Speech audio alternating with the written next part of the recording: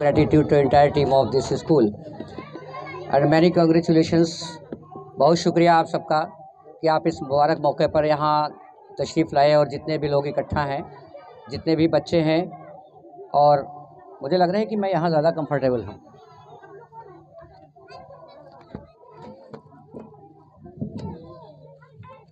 यहाँ कुछ ज़्यादा ठीक है, आधा दिखता हूँ आधा नहीं दिखता हूँ। क्षमा चाहेंगे वे दो 3 4 5 सेकंड के डिस्टर्बेंसेस के लिए। मुझे लग रहा है कि मैं आपके सामने हूँ तो ज़्यादा बात ठीक ठाक बनेगी। मोहब्बत से हम अपनी बात का आगाज़ करते हैं कि दुश्मन भी हमारी गुफ्तगू पर नाज करते हैं। कहाँ से फितना उठता है, कहाँ नफ़रत पनपती है, समझ लेते हैं सब लेकिन नज़रअंदाज करते हैं। गणतंत्र दिवस की आप सबको हार्दिक बधाई और बहुत शुभकामनाएँ। बड़ी मुबारकबाद जितने भी यहाँ पर बच्चे बैठे हुए हैं और जो मेहमान हजरात हैं कुर्बो जवार से तशरीफ़ लाए हैं, पूरे स्कूल के स्टाफ को हमारी तरफ से बहुत मुबारकबाद, बहुत शुभकामनाएँ। आज देश का बहुत बड़ा दिन है। आज बड़ा इसलिए है क्योंकि हमारे देश ने जीने का सलीका हमें दिया था। आज की तारीख़ वो तारीख़ है जिस दिन से हमें ये अंदाज़ा हो पाया कि आखिरकार हमारे इस विशाल देश में हमारी अहमियत क्या है, हमारी वैल्यू क्या है, हमारी कीमत क्या है, हमारे देश की अज़मत क्या है, हमारी गरिमा क्या है, देश की गरिमा क्या है, देश के संविधान की अज़मत क्या है और हमारे देश की अहमियत क्या है। आज की तारीख़ ने हमें ये बता दिया कि देश के प्रति हमारी जिम्मेदारियां क्या हैं और देश में हमारे अधिकार क्या हैं। आज की तारीख़ वो तारीख़ है जिसने हमें ये संकल्प करना सिखा दिया कि हमारे देश के अमर शहीद वीरों ने अपने सरों की बाजी लगाकर, हमारे देश की माँओं ने अपने बच्चों को कुर्बान करके, हमारे देश की बहनों ने अपने भाइयों को देश की राह में डालकर हमें बता दिया कि हमारा देश हिंदुस्तान, हमारे देश की संस्कृति, हमारी सनातन सभ्यता पूरी दुनिया में नंबर 1 है और पायदार है। हम देश की अज़मत के लिए, देश की शान और शौकत के लिए कट जाएंगे, बर्बाद हो जाएंगे, मिट जाएंगे, लेकिन देश पर आँच नहीं आने देंगे। और साथ ही हमें हमारी जिम्मेदारियों का एहसास दिलाया कि हम सब देशवासी एक हैं। हमारे देश में एक एक नागरिक की अज़मत, एक एक नागरिक का प्यार, एक एक नागरिक की मोहब्बत हमारे दिल में है। हम सब एक ही तिरंगे के नीचे सांस लेने वाले एक एक हिंदुस्तानी सभी भाई भाई हैं। हम एक हैं। हम अपनी एकता का और अखंडता को हमेशा कायम रखेंगे। हमारी एकता ने यह हमें बता दिया कि इंग्लैंड के अंग्रेज जो दुनिया की महाशक्तिशाली ताकत है, जिसकी आंखों में आंखें डालकर हमारे देश के शूरमाओं ने चैलेंज किया और सच्चाई के रास्ते पर चलकर हमें यह दिन अता कर दिया। आज का दिन यकीनन बाइसे फ़ख्र है कि हम सब शाना बशाना बैठे हुए हैं, लेकिन अफसोस तो तब होता है कि जब 15 अगस्त और 26 जनवरी के दिन झंडा फहराकर, मिठाइयाँ खाकर, एक दूसरे को मुबारकबाद देकर इस दिन की, इस पावन पर्व की इतिश्री कर ली जाती है। यहीं पर हमारी जिम्मेदारियां ख़त्म नहीं हो जाती हैं, बल्कि 26 जनवरी हमें याद दिलाता है कि हम आज दुनिया के लोग चांद पर आशियाना बनाने की सोच रहे हैं। यही वो महादेव गांव है और यही अटरा है। ये महादेव की बाज़ार है और इसको कुल्ला की बाज़ार कहते थे, पता नहीं अब कहते हैं कि नहीं। मैं भी इसी इलाके का दहीरामा का रहने वाला हूँ, डॉक्टर हूँ, नवभारत समाचार का एडिटर हूँ। एक हिंदी अखबार है हुकूमती सच, मैं उसका संपादक हूँ। लखीमपुर खीरी में रहता हूँ, खीरी में मेरा क्लिनिक है। लेकिन एजुकेशन से मेरा लगाव है। आपके इस स्कूल के प्रबंधक, अब इनको हम अपना शागिर्द, अपना चेला नहीं कह सकते क्योंकि बड़े हो गए हैं, लेकिन कई चीज़ें ऐसी हैं जो इन्होंने हमारे साथ बैठ के सीखी हैं या हमें सिखाई हैं। कहा तो यही जाता है कि जब बच्चे स्कूल जाते हैं तो वो पढ़ने नहीं जाते हैं बल्कि पढ़ाने जाते हैं, और जब टीचर स्कूल में पढ़ाने जाते हैं तो यकीनन पढ़ाने नहीं जाते हैं बल्कि पढ़ने जाते हैं। तो हमने जिसको पढ़ाया या जिसे पढ़ाते हैं, तो असल में कहने को तो हम पढ़ाते हैं, लेकिन असल में वो हमें पढ़ा रहे होते हैं। तो इन्होंने स्कूल की स्थापना आपके इलाके में की और मेरा तो इस इलाके से गहरा रिश्ता है। ये अटरा गांव है, अटरा में मेरा ननिहाल है, तो अटरा के अधिकांश लोग मुझे जानते हैं। मैं भी काफ़ी लोगों को जानता हूँ, शायद नई जनरेशन को नहीं जानता हूँ, लेकिन ज़्यादा से ज़्यादातर लोग मुझे जानते हैं। इन्होंने बताया कि मैंने महादेव अटरा के बीच में बाज़ार के आसपास स्कूल खोला है, तो मुझे एक बात की खुशी ये हुई कि हमारा इलाका किसी ज़माने में बड़ा पिछड़ा हुआ करता था और इस इलाके में इन्होंने इल्म की शमा एक जलाई है, एक चिराग जलाने का काम किया है, तो यकीनन हमारा इलाका भी ज़रूर एजुकेटेड हो जाएगा। हमारे बच्चे और हमारे जो परिजन हैं, जो बच्चों के परिवारीजन हैं, जो अभिभावक जिन्हें कहा जाता है, वो चाहकर भी स्कूलों में दूर दूर होने की वजह से अपने बच्चों को अच्छी तालीम नहीं दे पा रहे थे। सरकारी एक स्कूल बहुत पहले से है, सरकार ने बड़ी अच्छी तरक्की की, सरकार ने बड़ा अच्छा उसे भी करा दिया। चूँकि जनसंख्या इतनी ज़्यादा है तो एक स्कूल काफ़ी नहीं है, इसके लिए कई स्कूलों की ज़रूरत है और मुझे लग रहा है कि तरक्की आपके हमारे क्षेत्र में हो रही है और हम सब आगे बढ़ रहे हैं। दूसरी बात यह है कि हम सबकी जिम्मेदारियां हैं कि हम अपने बच्चों को शिक्षा के क्षेत्र में आगे ले जाएंगे। हमारे बच्चे जब शिक्षित होंगे तो ही समझ पाएंगे कि हमारे देश की गरिमा क्या है, हमारी जिम्मेदारियां क्या हैं खुद के प्रति, अपने परिवार के प्रति, अपने समाज के प्रति, अपने माता पिता के प्रति और देश के प्रति हमारी जिम्मेदारियां क्या हैं। इंसान होने के नाते पूरी दुनिया में हमारी जिम्मेदारियां क्या हैं। शिक्षा ही एक ऐसा मार्ग है जिस पर चलकर हम खुद की पहचान कर पाते हैं। तो मैं एक बात ये कहना चाहूँगा कि आज का दिन हम सब मनाते हैं। अधिकांश जगहों में मैंने देखा कुछ स्कूल ऐसे हैं जहाँ पर 26 जनवरी या 15 अगस्त या इसके अलावा कोई राष्ट्रीय पर्व या महापुरुषों की जयंती पर स्कूलों में छुट्टी होती है।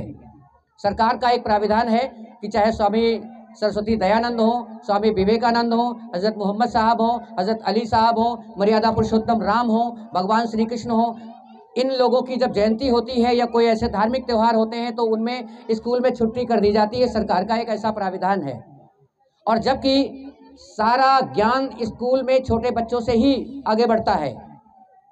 अब इन दिनों में स्कूलों में छुट्टी होना भी हमारे समाज को कहीं न कहीं से कमज़ोर बनाता है।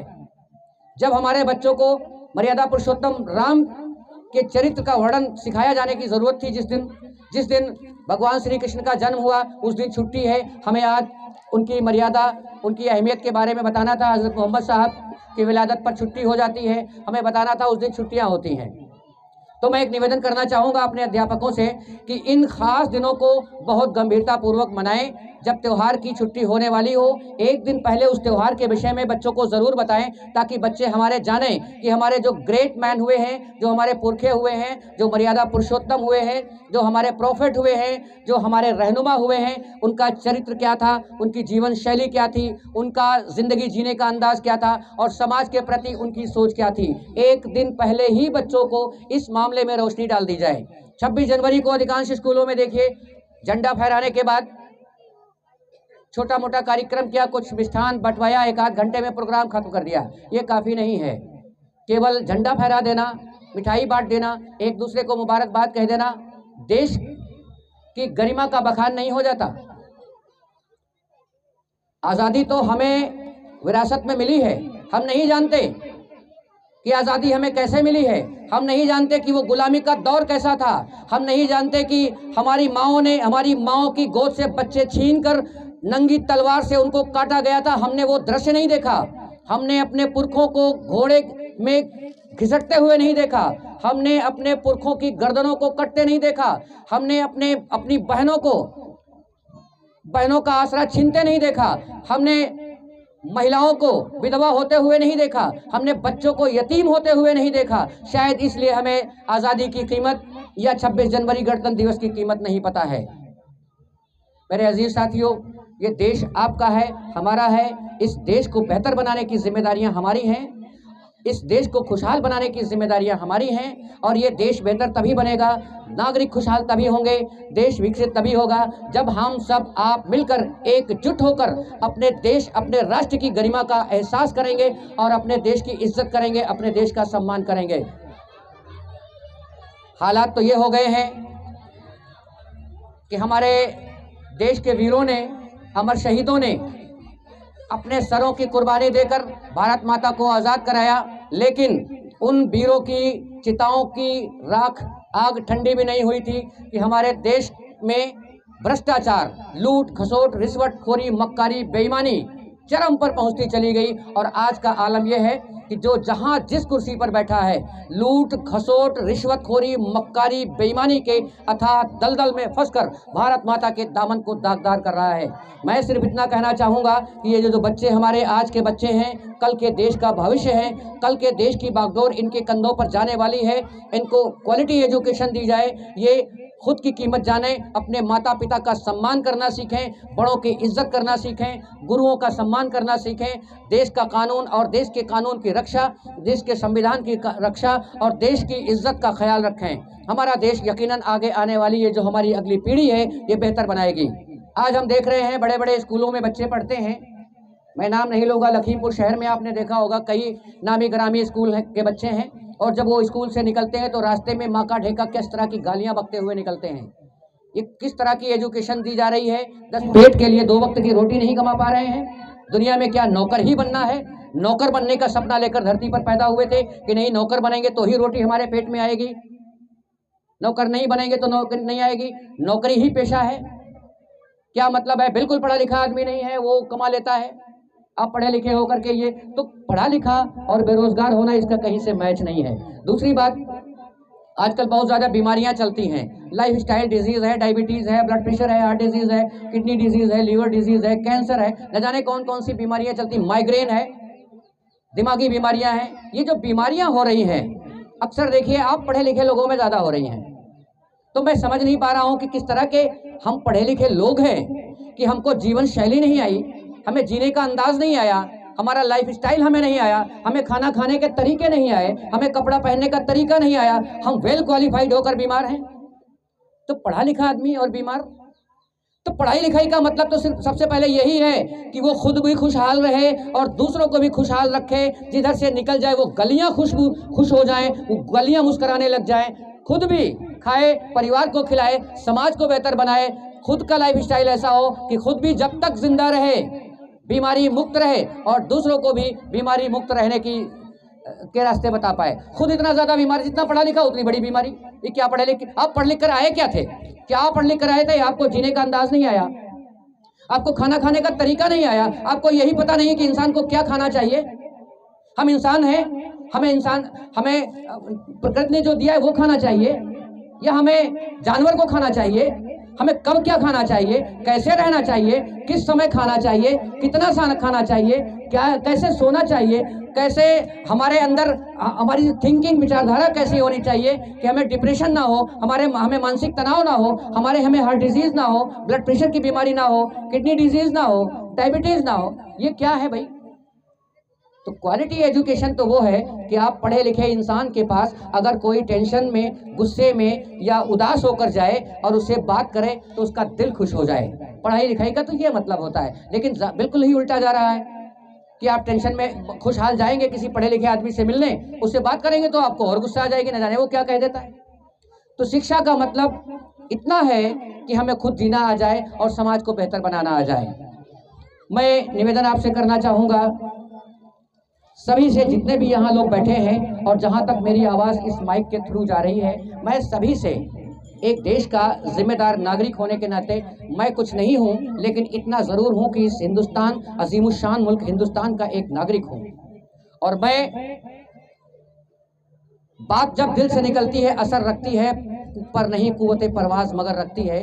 मेरे दिल से ये बात उठ रही है, जो जहाँ जिस सतह पर है, हमारे देश को बेहतर भविष्य देने के लिए, देश को बेहतर बनाने के लिए हर नागरिक की जिम्मेदारी है कि जो जिस सतह पर है, चाहे वो मजदूरी कर रहा है, चाहे बिजनेस कर रहा है, चाहे खेती कर रहा है या नौकरी कर रहा है, प्रत्येक बच्चे को अपना बच्चा समझकर एजुकेशन की तरफ लाएं। और अगर किसी का बच्चा कंचा गोली खेल रहा है, गलत काम पे फंसा हुआ है, गलत लाइन पर जा रहा है, तो प्लीज़ आप ये बिल्कुल ना कहें कि हम का करें, हम का करें, बिल्कुल ना कहें, क्योंकि समाज का नासूर है ये शब्द, हम का करें। अगर किसी के घर में झगड़ा हो रहा है और हम निकल रहे होते हैं, हम कहते हैं हम का करें, हमारे घर में थोड़े हो रहा है। अगर 2 बच्चे झगड़ा कर रहे हैं, गाली बक रहे हैं, हम कहते हैं हम का करें। किसी घर में कोई लड़का ऐसे टटिया झांक रहा है, हम देखते कहते हैं साला इनके घर में लड़का टटिया झांक रहा है, हम का करें। ये हम का करें शब्द ने समाज को दूषित कर दिया है, नासूर बन गया है। तो ये अपने दिमाग से ये भावना निकालिए, हम का करें। आप देश के नागरिक हैं, ये देश आपका है, समाज आपका है, गाँव आपका है, इलाका आपका है। यहाँ पर अगर कोई बदउनवानी हो रही है तो हम का करें है, ये सोच लीजिए कि हमारी जानकारी में कोई गैर कानूनी काम नहीं हो सकता। बच्चा किसी का भी हो, गलत रास्ते पे चल रहा है तो हम उसको रोकेंगे। अपना अधिकार समझिए, क्योंकि ये अगला जनरेशन को बेहतर भविष्य देना और देश के संस्कार बनाना हर नागरिक की जिम्मेदारी है। केवल इन अध्यापकों की जिम्मेदारी नहीं है कि ये देश का निर्माण करें। देश का निर्माण करने में हर किसी की भागीदारी होनी चाहिए। सिंपल बात है कि ये जो स्कूल खुला है, आप अपने बच्चों को भेजें। और लड़कियों को एक ज़माना था कि लड़कियों को शिक्षा कम दी जाती थी, लड़कों को कहा जाता था कि ये घर को चलाएगा। हाँ, लड़का घर सजाता है और लड़कियां खानदान सजाती हैं। जितना ज़रूरी लड़कों को शिक्षा देना है, उतना ज़रूरी लड़कियों को शिक्षा देना है। आप ये समझ लीजिए कि शिक्षा का उद्देश्य नौकरी पाना नहीं है। शिक्षा का मतलब है कि संस्कारिक शिक्षा हो, हमारे बच्चे संस्कारिक बने और कल बेहतर भविष्य हो। ज़्यादा से ज़्यादा लोग, अगर कोई भी बच्चा इधर उधर घूम रहा है, कहीं पर स्कूल नहीं जा रहा है, उसको सबकी जिम्मेदारी बनती है स्कूल भिजवाएं। अगर कहीं पर कोई गलत काम हो रहा है, बच्चे गलत रास्ते पर चल रहे हैं, उन्हें रोकिए। और जो रिश्वतखोरी और मक्कारी बेईमानी फैली हुई है देश और दुनिया में, तो इसकी जड़ें यही करूंगा कि ये जो हमका का करे वाली कहानी है, इसको दिमाग से अगर आप नहीं निकालेंगे, समाज से इसकी जड़ों को नहीं उखाड़ेंगे, तो समाज में इसी तरह गुस्ताखियां फैलती जाएंगी, समाज इसी तरह दूषित होता जाएगा। और एक बात और याद आ गई है, मैंने अभी उस स्कूल में भी कहा था, सरकारी स्कूल में, और यहाँ भी कह दूँ, शिक्षा चाहे इस स्कूल में मिल रही हो, सरकार के उस स्कूल में मिल रही हो, या बहुत बड़े कॉलेज में मिल रही हो, जहाँ पर 10,000 20,000 रुपये महीने खर्च किए जा रहे हों, चाहे जितने बड़े स्कूल में शिक्षा मिल रही हो, शिक्षा में अगर CCC नहीं आ रही हैं, 3C, अगर बच्चों के अंदर 3C नहीं आ पा रही हैं, 3C मैं बताऊंगा क्या है 3C अगर नहीं आ पा रही हैं तो फिर वो शिक्षा नहीं है, बल्कि वो जिहालत है।